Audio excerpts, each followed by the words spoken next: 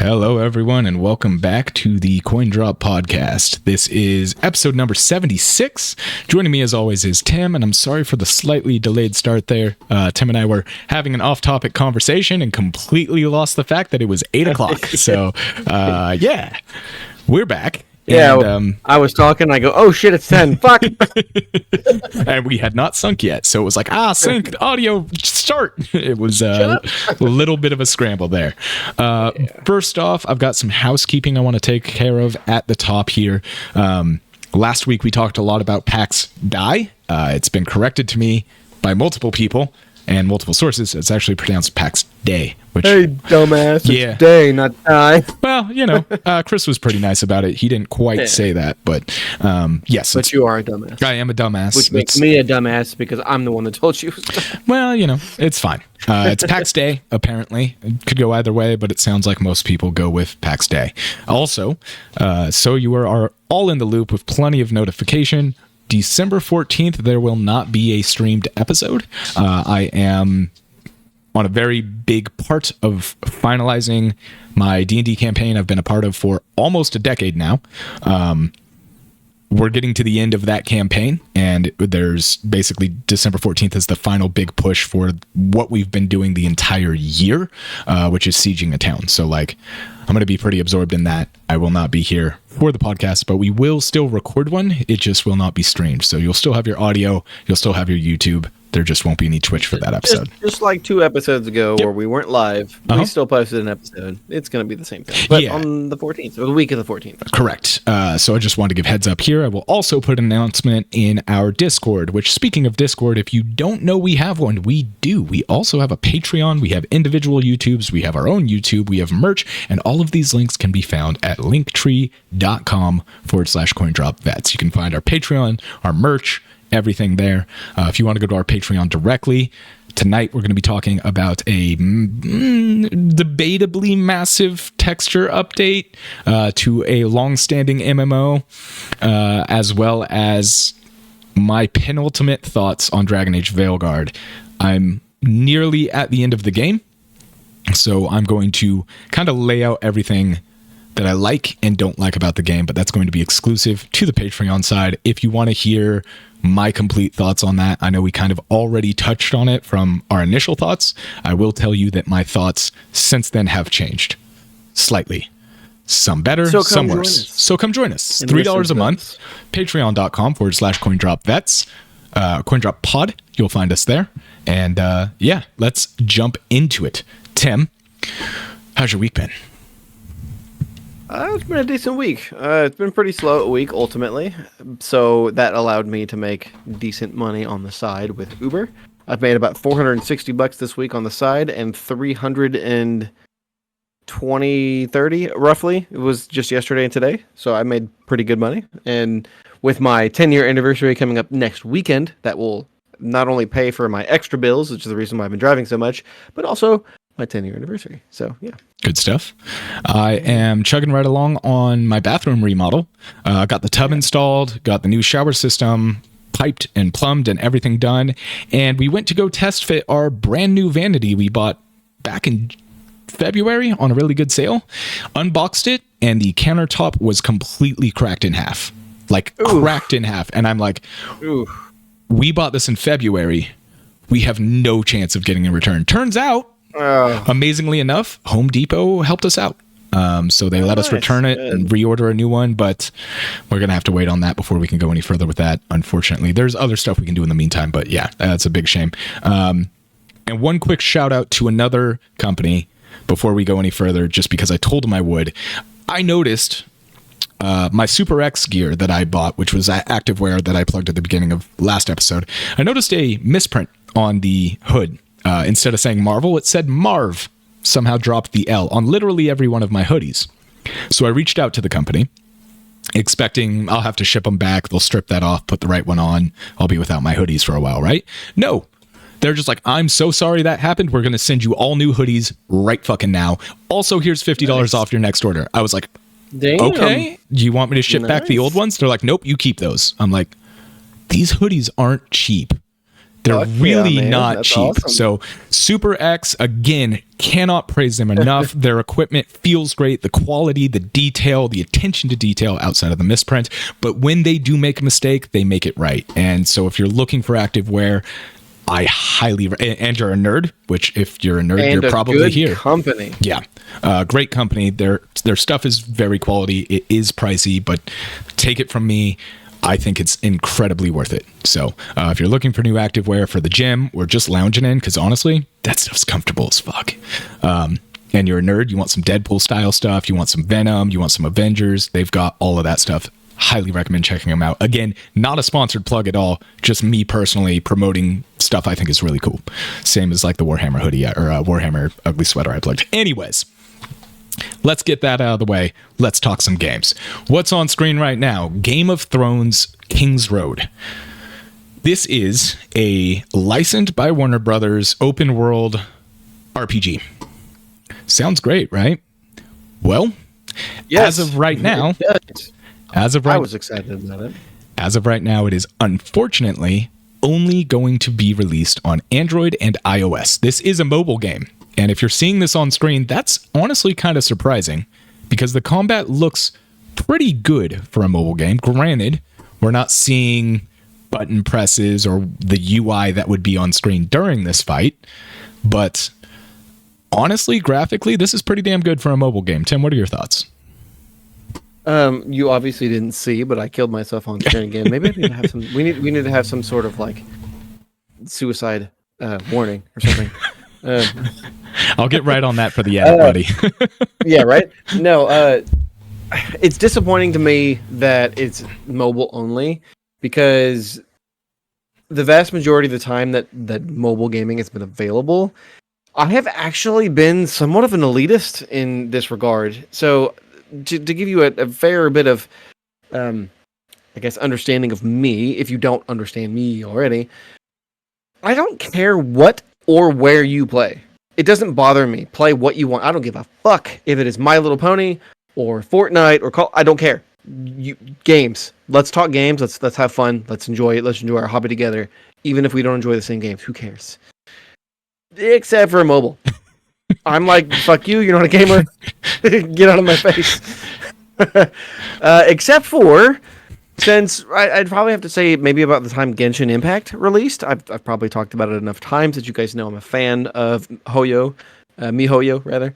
And so me and Russ did have somewhat of a conversation before this started, and I think maybe it's probably because those games are also available on other platforms, PC or PlayStation or whatever, and therefore I can get the proper, there's the elitist in me coming out, Right. the proper experience on a console or with a keyboard and mouse and whatever. And if I'm away from the house, I can play the game on my cell phone and get, my dailies done or whatever. Just play a little bit of the game just to kind of state my desire, whatever. But at the same time, I have to be entirely honest here, is that mobile games have gotten a lot better in the past, 5 or so years. Like, they're capable of PlayStation 3, PlayStation 4-esque quality graphically, although they still don't, they don't present themselves like, say, Red Dead Redemption or something along those lines. But, Right. they're capable of it, and that's kind of impressive, and I have to be honest. I gotta give them credit. So my take is I don't have a single issue with mobile games other than for whatever reason, it doesn't matter what game it is, I cannot continue playing them. I bought KOTOR on my mobile phone when it came to the mobile. I have started that game and gotten off the Endar Spire 12 times, no joke, 12 times. And as soon as I get to Tarsus, I'm like, I got other things to do. I don't understand what my personal disconnect with playing on my phone is, considering that, like, when the iPhone came out, I was in high school. It was the thing. You had games on your phone. You didn't have to play on a computer or on a TV. It was cool. And, like, I don't know what my immediate, just like, I should be doing something else, because I will go and stop playing that and go to my computer and play a video game. But for some reason, my brain's like, yeah, no, I can't do this on the phone. I don't know the disconnect. The only thing I can think is I don't have actual buttons and it's screen taps. And I think Yes. that's the issue I have with mobile games. Is I think when you, and there's plenty of workarounds for that, right? Like PlayStation 4 controllers have worked on the mobile for forever. PS3 I think was the first one you could actually, there's all kinds of stuff. And I actually have, this is an Asus ROG.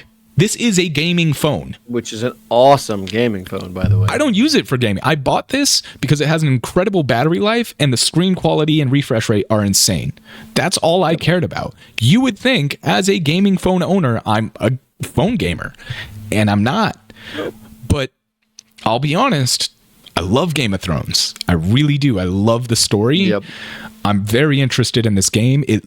I don't know how they're selling this because they're selling this as seemingly as it's canon. There's no information on their website, unfortunately, just that the game is supposedly coming in 2025. But Jon Snow's in the game, and this is an officially licensed Warner Brothers project, which means this game is canon. You don't play as Jon, from what we can tell, but like this is clearly, it has to be canon because it's officially licensed. My best guess is you're going to play, one of the side characters that's in the show or the books. I think you're playing a completely new character. I've never seen the guy that's on screen right now.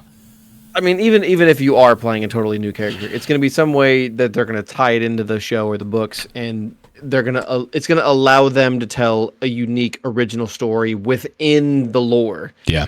That way, it's not totally removed, and you can play during that time period, so you can hear in the background, or maybe even find your way into those battles, the bigger battles or whatever it may be, and be part of it while not being the main characters. And I mean, I think to go back to what you were saying, you struggle to play these games on mobile. I had the exact same problem.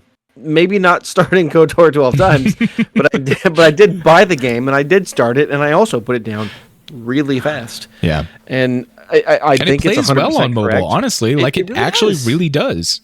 It really does, especially KOTOR, because KOTOR is, one of the games that stop and play where you think about what you're going to do and whatnot. But I think the lack of buttons and a lack of a real controller are the problem. Yeah. Even though you can go out and buy one of those devices that gives you a controller, there's still something about it that just doesn't feel right. Well, and now with the advent of handhelds like the Steam Deck, the IA Neo, the Asus ROG, the Lenovo, I did. Yeah, look at me. I'm learning. You have actual mobile platforms now, which is really cool, and it kind of makes it feel even weirder to like pull out your phone, then pull out like this holder for a controller, and pull out a controller and plug it into your phone. Like it feels very like Power Glove and SNES style, right? Like it feels a little like accessorized, I guess. But. So like my 8-year-old had a chess tournament today, and I was expecting to be entirely bored. So I brought my Portal with me in hopes that I would get a chance to play it while she was, doing her thing. I didn't, but still, the fact that I could just pull out my Portal or Steam Deck or whatever, and just play it versus, like you said, pull out this handheld attachment to my phone, and something about it feels wrong. Yeah. And or just like disconnected enough that I'm like, why would I do that when I can do those other things? Yeah. It's weird. It's such a minor thing, and it's kind of illogical in all reality. Like it's not a logical thought process. No. It's like when I get home from work and I'm like, I've only got an hour to play video games. That's not enough time. I'm just going to not play video games. It's like an hour is a pretty good amount of time to play a video game, but like it never feels like it's actually enough. You know what I mean? Yeah. It feels like you're going to just get into it, and then it's like, oh, well, it's time to turn it off. So if you're like me and you look at my wall and I'm like, fuck, what do I play for the next, hour? I spend 30 minutes of it trying to figure it out. Deciding, yeah. So getting back to Game of Thrones before we move on here, I'm interested, and I don't think that the game, I feel like a lot of articles I've read about this are being inherently harsh on it because of its mobile status. We don't know shit about this game outside of that it's a mobile phone game. Personally, I think the best version of mobile phone games are exactly what the Final Fantasy franchise did and what KOTOR did. Release the actual game with mobile controls for a singular purchase price. No added microtransactions, no added gotcha mechanics, no added any of that crap, daily this or that. $8, $10, something like that. I will more than happily buy a game on the phone for $12 to $15 if I know it has none of those mechanics. If this game is free, I know I am not playing it. If they put a price tag on it, I'm a little bit more interested, because that tells me that they're getting their money up front, and I'm more than happy to give developers money for games up front. It's like MMOs we've talked about in the past. If it's a free-to-play MMO, I'm like, where are you getting me with your money? Where are you making me spend money? But if it's a buy-to-play MMO, you're like, okay, there's got to be at least some quality to this, because they believe what they've made is worth your money, right? Versus they believe what their store can offer is worth your money. You know, And so mobile games, I fully agree with you. Having a price definitely is the way to entice me, even though I do enjoy my free-to-play games like Genshin and such. And some do it really well. I mean, some of those have great models, but the vast majority of them... Do you remember when Clash of Clans was the big one? Yes. Dude, so when I was deployed, I played that game. I just want to say this last thing, and then we'll get to your final thoughts and we'll move on. But I played that game when I was deployed religiously. And my whole point of playing that was, how far can I get before the game literally tells me I can't get any further reasonably without spending money. I got pretty far, to the point where I was upgrading my town hall, and it's like, yep, this is going to take 3 months, 5 weeks, and 2 days, or something like that. And I'm like, yep, all right, uninstalling. That's as far as I'm ever getting. Because they build in mechanics to make you pay money, which, fair, they coded it and released it for free. Fair. However, I'd rather just pay for the game. Yes, 100%. I'd much rather give them $15, $20 or something like that and just enjoy it. Yeah, I had the same thing with Clash of Clans. There was my shop chief when I was in the military was like, fuck yeah, I got a clan, I'm the leader, join me. And I said, okay, whatever. Yeah. I got to a point where if I wasn't doing PvP and or I wasn't paying for it, I could not progress. And I said, fuck this, I'm done. Yep. More or less. So that's Game of Thrones, Kingsroad. I think we'll keep our eyes on this. I'm curious as to where it goes. We, again, don't have any information besides a website, which will be in the links for this episode, that literally doesn't say anything other than 2025. So, Tim, final thoughts before we move on? I'm ultimately hoping that it has a PC release like all other mobile games these days. Like, if it doesn't have a PC release, I feel like they're doing themselves a disservice, because the PC, like we said before, or console or whatever, something outside of mobile gives you that full keyboard, mouse, or controller experience, and you can actually enjoy your game properly, because touchscreen just doesn't work right. Yeah. But, watching the trailer, it almost looks like it might have some level of multiplayer, like 3 or 4 player multiplayer, which could potentially make it more interesting. Yeah. But that remains to be seen, and hopefully we'll get more information on it sooner rather than later, and we can update you guys. Well, speaking on things that remain to be seen, I think Microsoft is having a stroke. Their latest ad campaign is bewildering, if I'm honest. I saw this morning, and I was like, who the fuck came up with this insane image? For those of you who are listening to this audio, I encourage you to Google "this is an Xbox," and you will be presented with the image that's on screen right now, and you will be just as confused and laugh just as much as I did. I was looking at this and almost shit myself laughing at how stupid this was this morning. Yeah. This feels like they hired the intern off the street and were like, make us an ad. And they're like, I don't care what it is, air it. It's bad. They didn't even look at it. It's bad. So, Tim, you know a little bit more about what they're doing with this than I do, because I haven't dug into it. Why don't you tell us what's going on with our favorite Lies of P, Mr. Phil Spencer? Man, I feel like since all of this started a year and a half ago or so, when Russ and I started talking about how they're going third party, and they're eventually gonna get rid of console hardware, and they're just gonna go third party Sega style, right? I feel like the only thing they've managed to do is dig themselves a deeper hole. They not only hit rock bottom, they then got a jackhammer and just kept going. These motherfuckers went to the nether. Exactly. we're at the point where all they're doing is confirming what we and various other outlets have said. They're going third party. So this new ad, basically, it feels like my 11-year-old wrote this thing, and they say this is an Xbox, and they show an Xbox. Yeah, right? They like, show cool. a bunch of different things. Yeah, and then it goes on to a cell phone and a computer and a TV and a Fire bento Stick box. and they're like, that's a bento box, and we're like, cool. And then they go on to the next piece of hardware, and it's clearly their way of conditioning the fan base that you can play Xbox anywhere. You don't have to have an Xbox console. Yeah. Which they did this late last year, so about a year ago, with Starfield. No console needed. Yep. You can play this streaming wherever you want. Yeah. And, they've since released games on PlayStation and Nintendo, and they've recently said that there's no red line whatsoever for any of their games, meaning that they'll release anywhere. Or possibly release anywhere. Can I ask a question? And go ahead. Do you think this means we're going to get Skyrim on our fridges soon? Because you remember that meme ad? They have joked. They have joked about it being available on a toaster. Or Skyrim on our Alexa dots. They did. So they joked about the toaster, and they April fooled us with an Alexa. I remember. I wonder if that's going to come true now. There is already an Alexa D&D-ish thing. Oh, that's cool. I didn't know that. No, there is. It's kind of lame. It feels like one of those like books, where you read and choose your own adventure. 45. Yeah, it feels like that. But probably one of these days, like, oh fuck it, just release it anyway.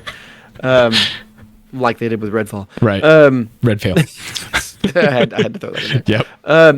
This is, in my opinion, all it is a conditioning of the player base that we're going third party and you can expect to play our games anywhere. Yeah. The thing that baffled me the most is that they didn't show a Switch and a PlayStation. Mm-hmm. And the reason why I say that baffles me is because I get there's, they can't show a PlayStation and say, this is an Xbox, because it's actually legally a PlayStation. Right. However, 4 years ago, Phil Spencer said that Switch players are considered Xboxes or Xbox players. Right. Yeah. Because you can play Xbox games on Switch via Minecraft and Skyrim and things of that sort. Right? So technically speaking, they can get around it. But my guess is the reason why they didn't for the ad is because there's probably legal reasons. Yeah, they'd get their shit suit out of them, especially with how happy Nintendo is these days. Oh, God, fuck Nintendo. That's another topic. It's crazy how much I've come to dislike Nintendo over the years. Yeah, I used to be, when I started Game Crazy in 2006, I was nothing but Nintendo. It was so bad that the guy that hired me was like, "You gotta stop." Anyways, this is just more confirmation in my mind that they're going third party, even though Phil Spencer, very shortly after the backlash, because there was a lot of backlash. Yeah, this has been memed to death already. Oh, yeah. After the backlash of this ad, they were like, don't worry, I'll make it more hardware, I promise. At the same time, he said that there's a mobile or a handheld Xbox coming out, but it's years away. Can I just say, they show a ROG Ally in this ad. Why are they making a handheld if they're saying this ROG Ally is an Xbox? I'm pretty sure they show a Steam Deck too, man. Not on the one I'm looking at right here. This one is not on ROG, this ad, but I think there's something else. But ultimately, like what this feels like to me, is that Grandpa with Alzheimer's is talking about how great the Xbox is and how you can play it anywhere. You used to have 4 friends and your controllers were wires you had to plug in. And, Microsoft actually did this really clever thing where they made the wire and then they made a disconnect. So that way, when your wire pulled out, you broke it here. But if you ever lost that other bit, your controller was completely useless. It was brilliant. Did I tell you about the Xbox? Sorry, and you can play it anywhere. And you can play it anywhere there was a TV and internet or electricity. Woo, hey, boy.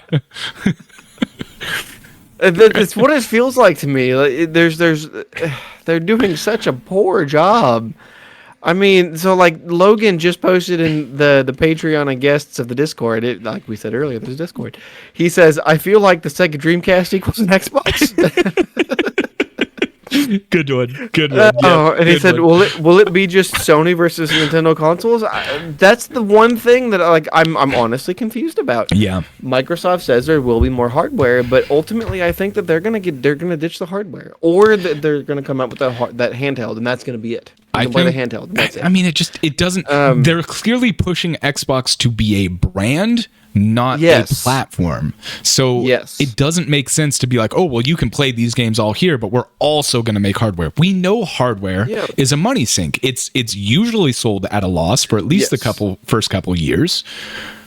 But why? If you're saying I can play this everywhere, why would you waste more money building hardware? Exactly.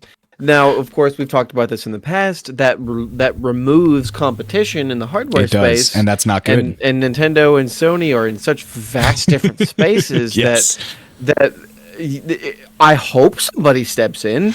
But every time someone has tried, like Amazon and Google, they always do this bullshit Google console or streaming console or whatever. Stadia. And there's no competition because they suck. Yeah, you need to come out with a piece of hardware that's comparable to the best thing on the market that's not a PC. Like I'm going to say it over here. Or an Xbox. I'm going to say it over here for the free side. A statement I made a very long time ago, and probably one of the first 10 episodes we made. Henry Cavill, if you're listening, enter the video game hardware world. Bro. And call it the Cavalier, my guy.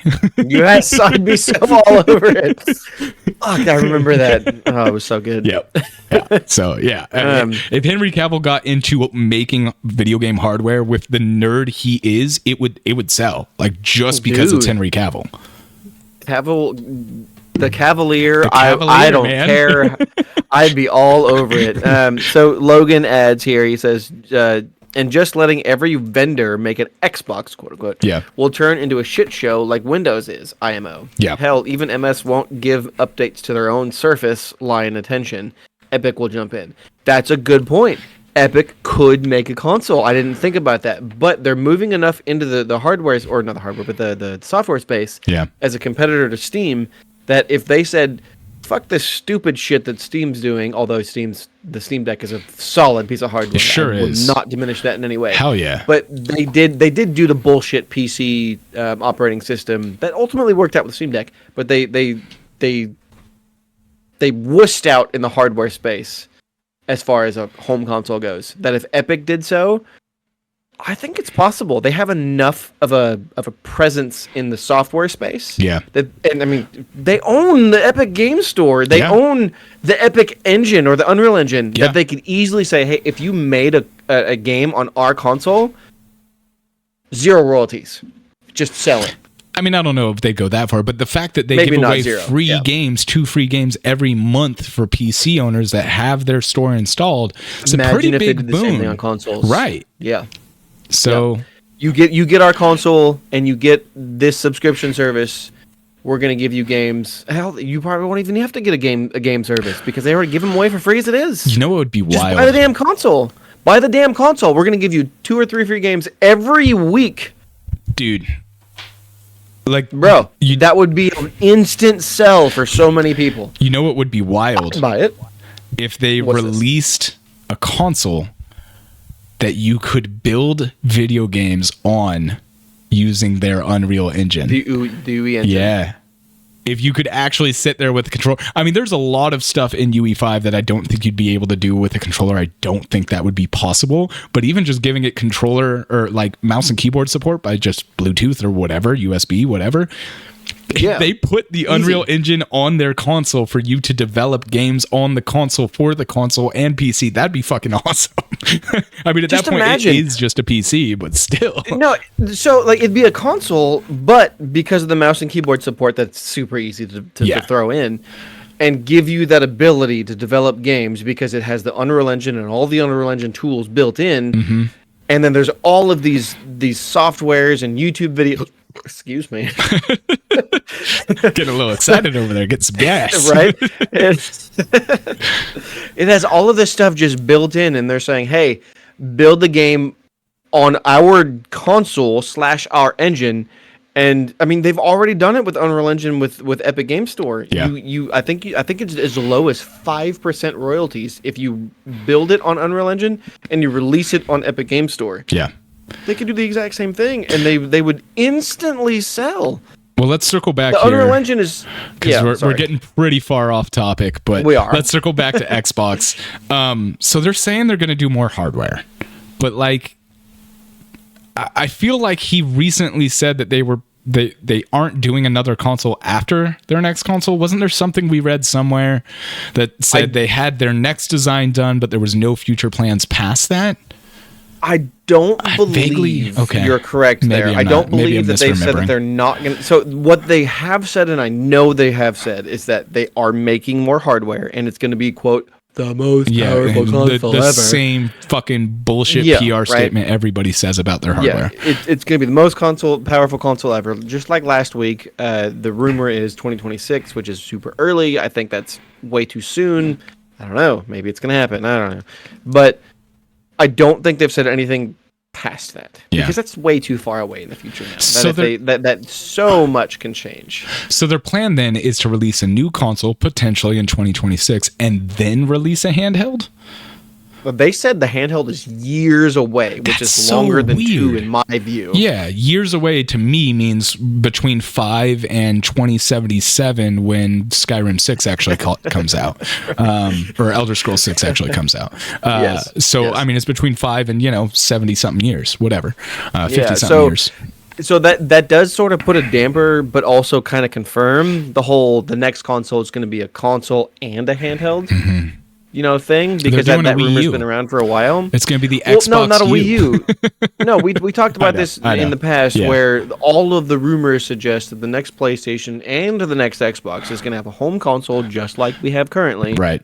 But also a weaker Steam Deck-like handheld that also plays everything the home console does, just at lesser specs. And that seems like a really smart strategy for everyone to do. Doesn't matter who you are, simply because you can have the elitists like you and I that have the quote best console. But if you want to take it on the go and play it, sure, slightly lesser specs on a 5 to 7 inch screen, sure, play it as you go or when you travel or whatever. That seems super smart to me. But the whole thing about potentially releasing a new console in 2 to /4 years, but the handheld is years away. Yeah, I don't know. That's weird. Confusing the message, or I guess confusing the rumor. Yeah. Well, I do want to move along here. We are trying to be a little bit more on topic and more focused in these episodes so we don't ramble and run too long for you guys. Tim, any final thoughts on what Microsoft and Phil are doing before we move on? Bro, I don't even know if I can have cogent thoughts. It's so back and fucking forth. Yeah. He's giving mixed messages, and then when he says something that Microsoft doesn't like, they course correct, and then when they say something he doesn't like, he confuses. I don't even know, man. It really feels like a left hand doesn't know what the right hand's doing kind of thing. Exactly. Yeah. And I think the only thing I can say definitively is that Microsoft will eventually be a full third party. And a good full third party. Like Sega went third party, and they're just kind of off in the sidelines now. Yeah, they make a Sonic and a few other games here and there. I think Microsoft will be a major player like Ubisoft and EA and stuff. But that's probably what they're ultimately destined for. Yeah. As long as they make great games, I don't really care where they go. Yeah. And speaking of great games, GoG, Good Old Games, is launching a new project that is incredibly ambitious. Ambitious. Yeah, yes. I think that's the right word here. Ambitious. GoG is starting a games preservation foundation, I guess. Their goal is basically to preserve every single old game so that they can remain playable. And I don't even know how to say it other than that. They want to save every old game. And I don't mean just everything that you played in the early 2000s. I mean everything. I've seen games on this list that are early 90s at best. The original Alone in the Dark, like old games. So I think this is awesome, but it begs the question, like they say in their let me go to it here. So their media here says, or their blurb, the GoG Preservation program ensures classic games remain playable on modern systems even after their devs stop supporting them. By maintaining these iconic titles, GoG helps you protect and relive the memories that shaped you, DRM free and with dedicated tech support. So I mean, we're talking they've got Diablo and the Hellfire expansion on here, which holy shit, I haven't thought about that game in fucking forever. They've got, and some of these games are on Steam, which makes me wonder, are they still playable on Steam? Are they? Yeah, like there's some that I'm like, well, for example, the original The Secret of Monkey Island is on here. That's on Steam. So is Morrowind. So is what else do we have here? I think Alpha Protocol. I know Vampire the Masquerade Bloodlines is, but then you've got games on here that are like Sensible World of Soccer 1996 and 97. You've got the original XCOM on here, which god damn, that's old. You've got the original Fate on here, which, fun fact, that just got a remake that's releasing relatively soon. Dragon Sphere is on here. I don't know if there's anybody old enough in our audience, because that game predates me to remember that game, but that's on here. Like, which game? Dragon Sphere? Wasn't that like early 90s? Yeah. Dragon Sphere. When did that come out? I loved it. But still old. 94. So okay, so I was 3 when the game came out, so almost predates me, but like old. Earthworm Jim, like, and their goal is a game I actually want to play. I Have No Mouth and I Must Scream. I believe it's based off the book by the same name, if I remember. It's a book. It's a cyberpunk post-apocalyptic. It's like a point and click, kind of like Monkey Island, but Ultima is on here. Like, that's an Atari game. That's a real early game. So their goal here is to preserve everything. Everything. Like, emphasize everything. And I'm just sitting here going, how? That's when our patron shared that, I was like, that's a hell of an undertaking. I don't even know how that's possible unless they create some middleware that's magic, like the VR mod for Unreal Engine that just kind of does it for them. Yeah. And they somehow tailor it to the new operating system.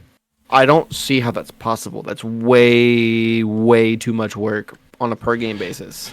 There's got to be some middleware, but I don't even know how that middleware would be possible, given all these games are different engines. They were proprietary engines, unless they somehow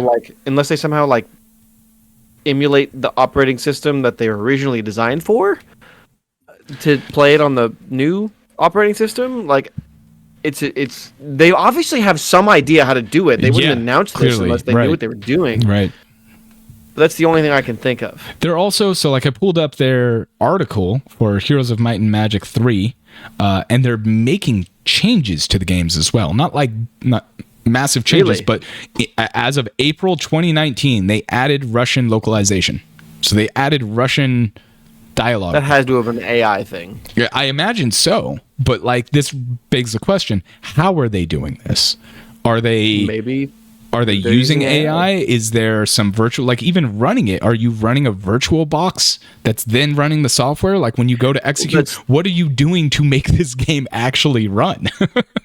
Yeah, well, that sort of goes back to the whole, creating a system that runs a simulation of the old operating system on your new operating system. So, like, I've heard of AIs literally writing code. To make a game a thing. I mean, AIs have quite literally made video games. Yep. And so, like, Logan here in the chat says, DXVK on Windows/Linux. This could be a good solution. Adding language can be enough. Yeah. And so, I honestly don't know what DXVK is, but... DirectX Virtual Machine, I think. Virtual Kit? DXVK? Kit? Yeah, maybe. Yeah. More than likely AI is a strong component in this endeavor, And I can imagine when it comes to a game by game basis, they would obviously stick someone on it, and it probably doesn't take terribly long on a per game basis to make sure it works on whatever the new operating system is. Holy shit, dude. So I pulled up their article on GOG for Diablo, and they have, no fucking joke, a scanned copy of the original manual for Diablo. Like the game designer's manual for Diablo. Okay.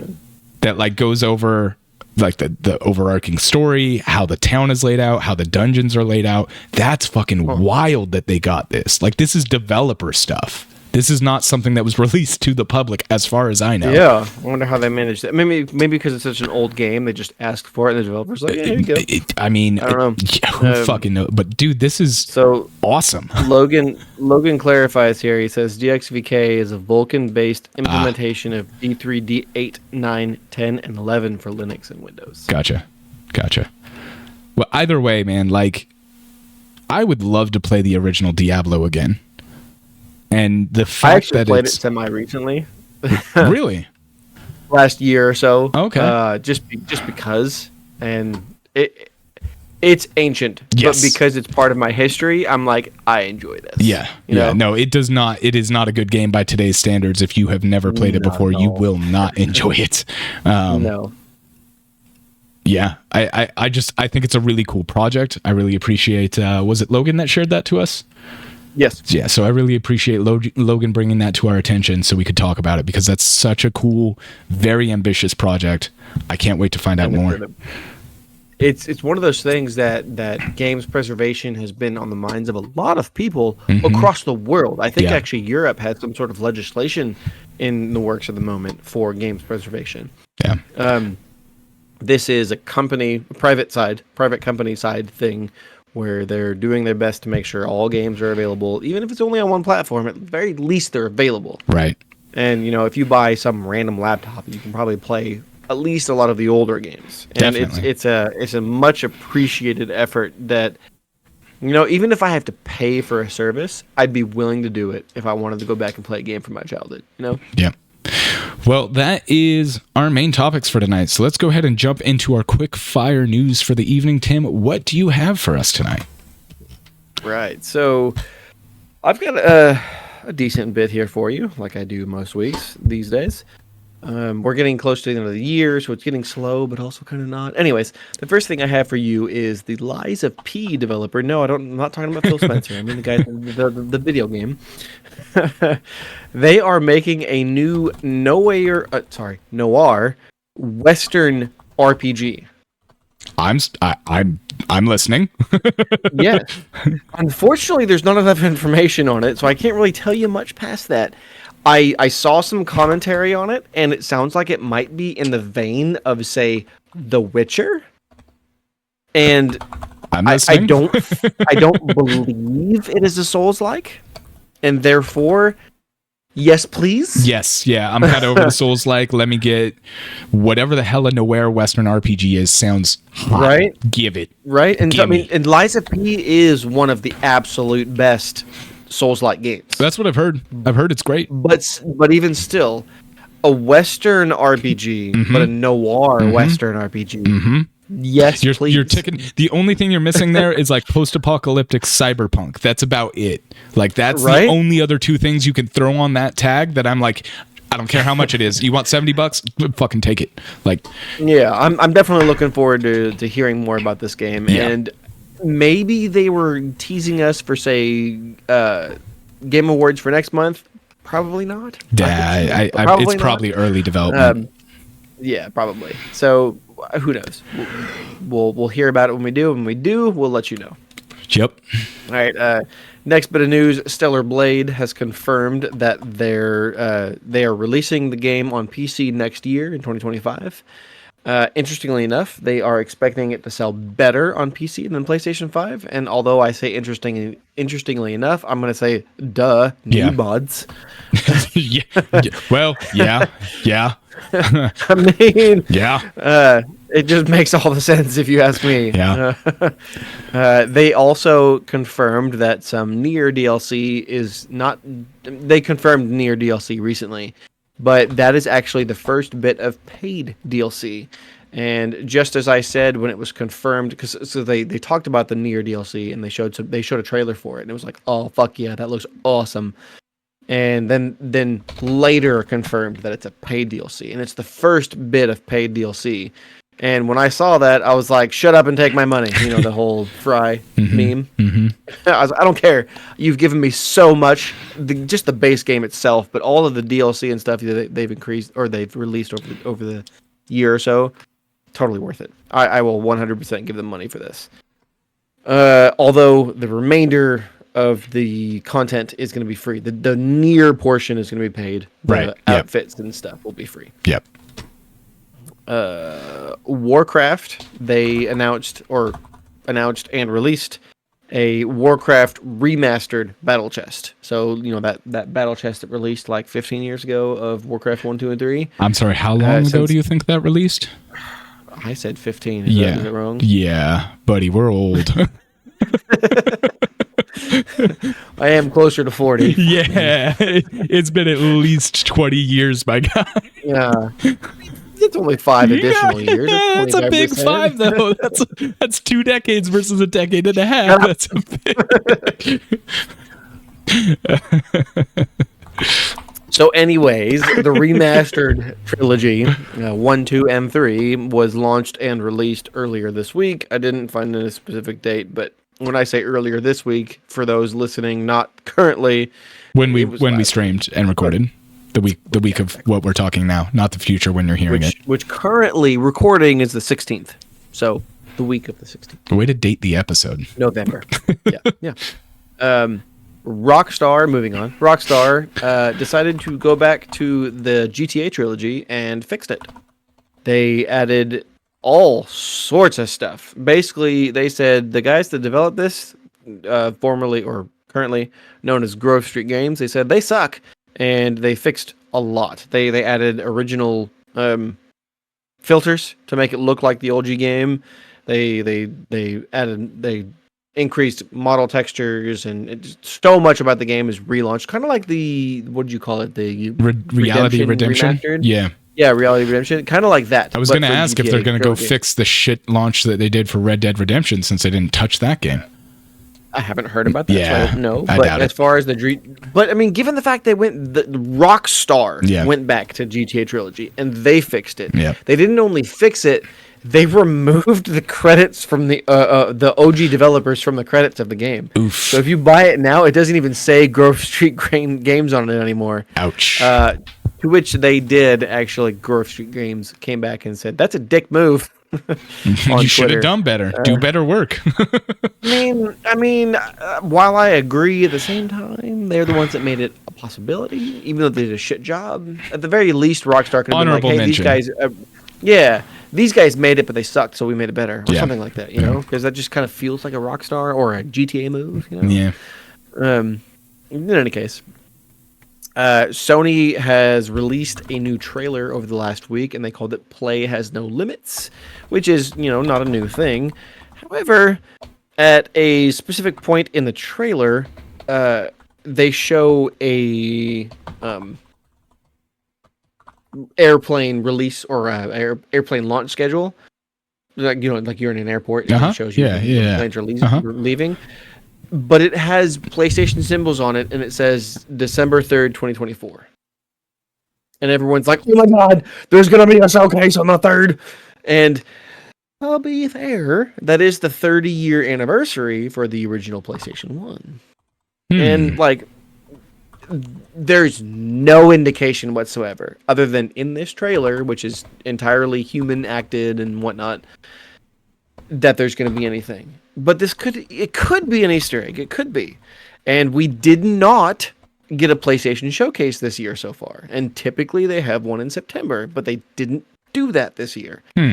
So maybe I'm hopeful. They did just recently come out and say, which I believe we said this last week, that there will be a major PlayStation franchise every year, starting with Ghost of Yotei. So maybe I hope so.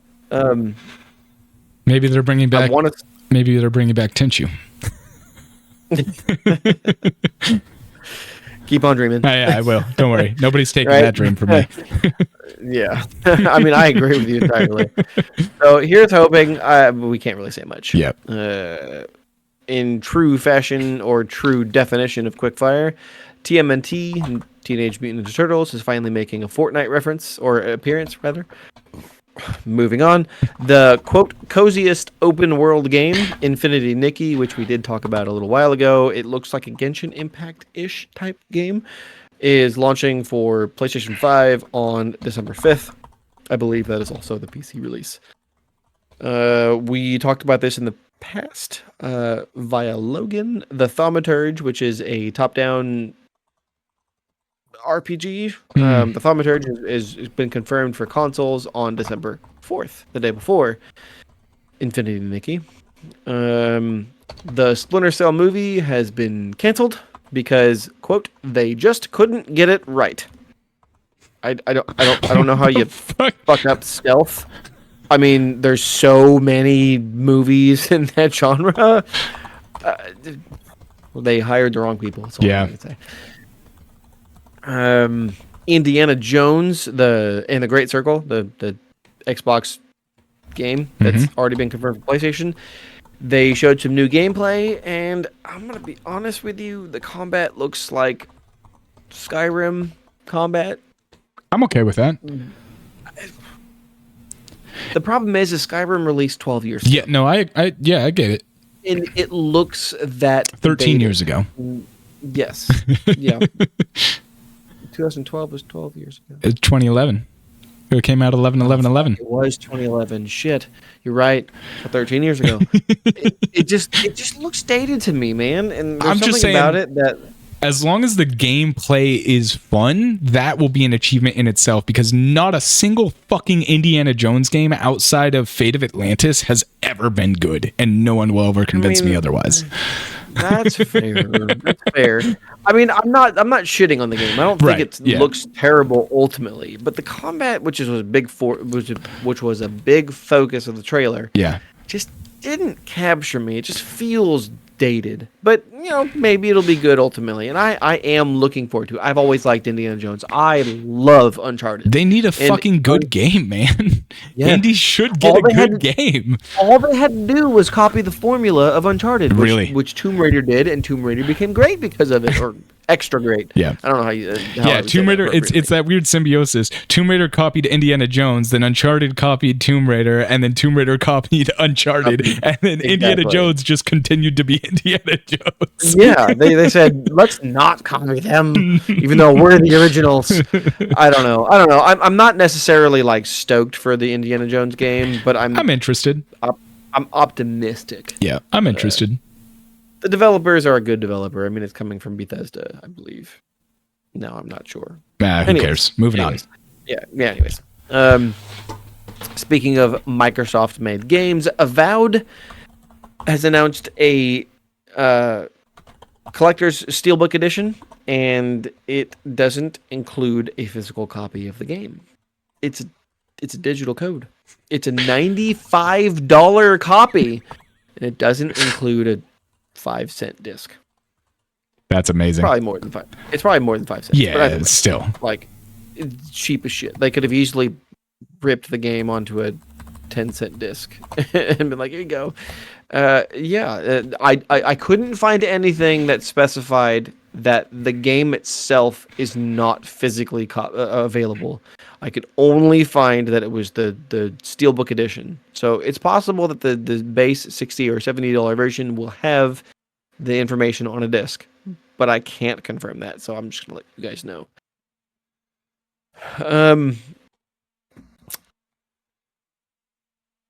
I can't think of a good transition. So anyways, Valve, they got their OG, the original team on that developed Half-Life 2, and as Russ let me know earlier, they released a remaster of the game, and it's free, and it's a ray tracing version of the game. Yep. They didn't do just ray tracing though. It's more than that. They increased model textures and stuff. So in some case, it actually looks like they increased polygon count in some things. I can like, speak there to was this a few areas. a little bit. I'll shut up. Go ahead. I can speak to this a little bit. So when NVIDIA launched their new GPUs, the 40 series, they included the ability for what they call RTX Remaster, which is AI-enhanced remastering software that basically rebuilds the game, takes the textures, takes the polygons, takes all of that, and goes, okay, this is what you meant it to look like. And so now that game is coming out. They actually showed Half-Life 2 getting this treatment, if I'm not mistaken, in their promotional material. Back in the day. Back when the 40 series released. Back when they launched the 40 series. So this has been something that's been like out there, but I had no idea it was an actual game. Well, that game is coming out soon, and it's going to be free for Steam owners. The caveat here is if you are like me and you are an AMD user, you will not get any of those enhancements. You do not have the ability to take advantage of RTX FreeMix because it is native to the RTX series, 40 series GPUs. I don't know if it will work on previous cards either. Like, I don't know if it's specific to the 40 series or if other NVIDIA like 30 series, 20 series, 16 series gets this upgrade as well. All I know at this time is if you're on AMD hardware like me, get fucked. I feel like Mike should edit in when you say you're an AMD user. He should put in Stephen He's what the hell? Yeah. It sucks for AMD users because you're not going to get this remastered, which is a free version. Yeah. And when I say free version, you don't have to own the base version of Half-Life 2. Yeah, no, you just go free. Look up Half-Life RTX right now. You'll find it. Yeah, free. Yep. You can wishlist it. It's not available yet, but you wishlist it. Yeah. But yeah, if you're an AMD guy, get fucked. Yeah. So honestly, I didn't realize that the NVIDIA side would upgrade the polygonal count too. Yeah. So that's actually kind of cool. It was although it does put into question that the Half-Life 2 original team was brought back to make this. Probably to do touch up would be my guess. Maybe. Yeah, maybe they looked at the AI enhancements and said, let me make this adjustment here and there. Because as we know, AI builds some great stuff, but it constantly is like, all right, you got this a little bit off, right? Like that's why AI, if you're going to use AI to build a game or anything, you use it to concept and then you correct its mistakes and refine it, right? Yes. So, yeah, I mean, I'm looking at the trailer for it right now and it does look fucking awesome. And I'm a little but the price point for 40 series GPUs, especially like the higher end one, is so astronomical that it's like, fuck it. Like, no. Yeah. I mean, so like you mentioned, when it comes to the AI side of things, I know several people in tech, and so like, not even just tech. I know in architecture specifically that goes to a church near me, and I spoke with him just the other day, and I said, so how long, given the fact that like, say electrical work for me, right? AI is not going to replace my job. They might replace the engineer in my job, but not me when it comes to actually doing the job. Right. Yeah, you're still going to have somebody doing the work. Exactly. So, but for him as an architecture, I'm like, so realistically, when can an AI replace you? And, he tried to dance around it. And I said, no, but seriously, like realistically, when can an AI replace you as an architect? And he basically said what a lot of people have been saying lately is it's a tool, like he 15 to 20 years ish, maybe an AI can replace him because they're going to be able to actually think or God, I hope not. They're going to be able to compute the nuances that humans actually are able to think and realize, so AI can do the base knowledge currently, even though it's gotten better over the past couple of years, like significantly better, but there's still so much that it can't do when it comes to like, this is what the real world actually does. We're getting so for the time, we're getting a little off. So wrap up and we'll move on. No, that's fine. Just my point is that Valve may have used AI, and for all we know, in the next couple of years, they will be able to be totally replaced and say, hey, we want to remaster that game, throw it into the AI engine, and bam. Yeah. No thought necessary. Moving on. I guess actually, I haven't said this yet.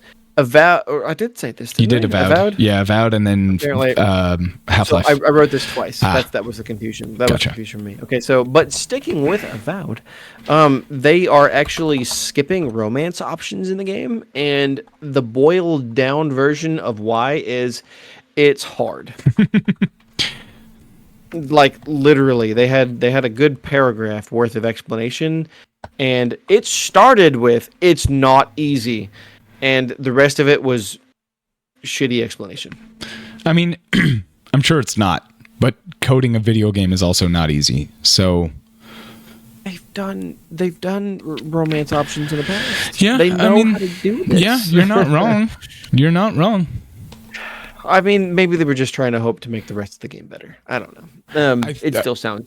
I think like it comes down to we live in a post Baldur's Gate world, and unfortunately, instead of accepting that Baldur's Gate 3 is an extraordinary game that will be held on a pedestal above every other game for a very long time, people now take that as, well, this is what we expect now.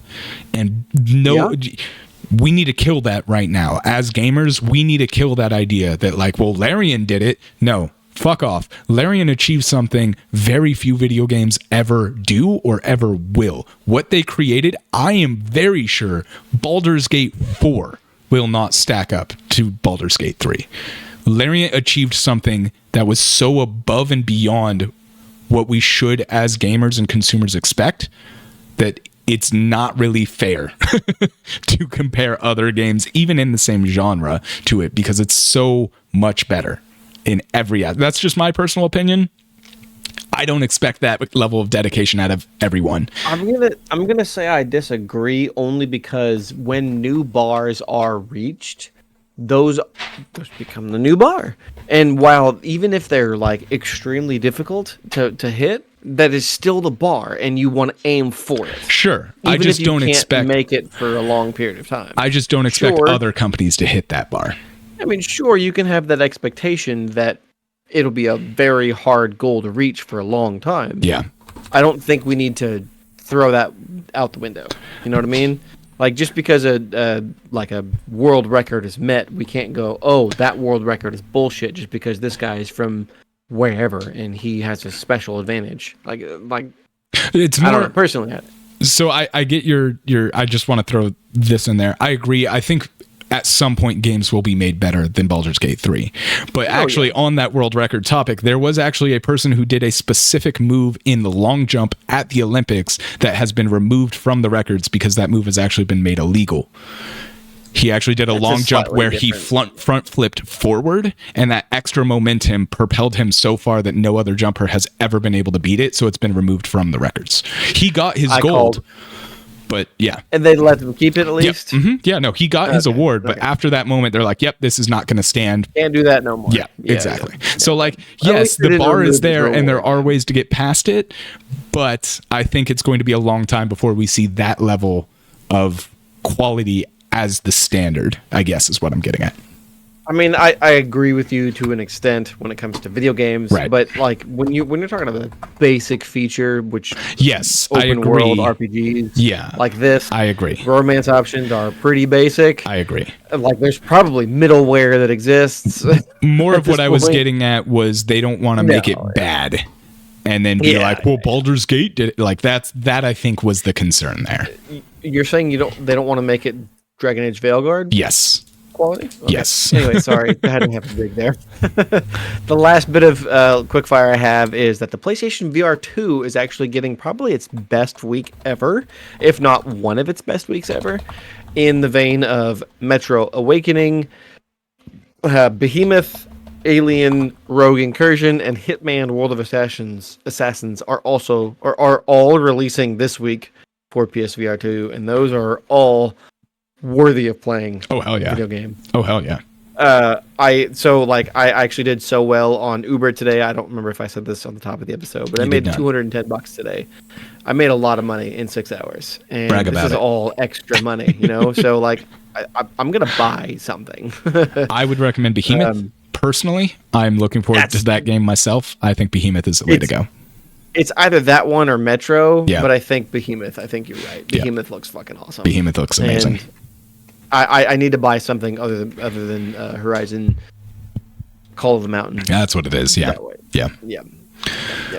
Okay. Well, that is going to wrap it up for us tonight, guys. Remember, we're headed over to Patreon for our exclusive topics over there. I'm going to be talking my penultimate thoughts on Dragon Age Veilguard and penultimate with a caveat. Yep. That's why it's penultimate, second to last, right? So Yes.